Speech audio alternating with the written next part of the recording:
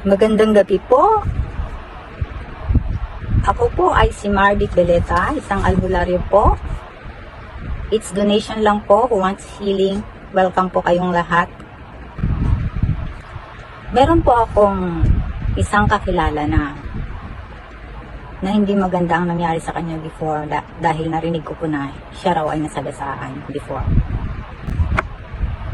At ang kanyang mga paa, pag kagabi na po ay makirot po, hindi po nawawala ang sakit. Siyempre po, sa buto.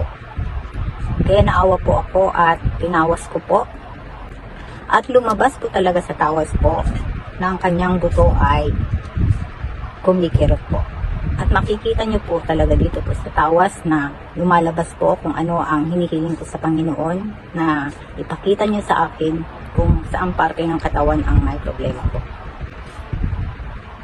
At ito po ang nangyari po. Makikita nyo po ba ito? Ito po ay isang buto. Buto po, yan po ay ang ibig sabihin po ay makirot po sa gabi. Kaya nakakaawa naman po ang mga walang mapuntahan ng mga tao, walang mapilapitan ng tulong man lang,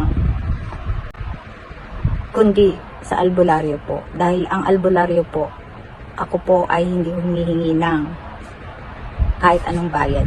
Donation lang po, kailangan lang po yan para hindi bumalik sa manggagamot ang sakit na nararamdaman at hindi mahigop ang mga negative ay kailangan po rin natin magbigay kahit magkano lang po.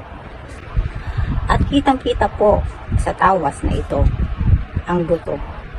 Diba po? Hindi po tayo nagsisinungaling po. At ang gamit ko po lang dyan ay isang tubig at itlog. Kaya marami pong nagtitiwala ngayon at namamangha dahil amazing po talaga. Salamat po.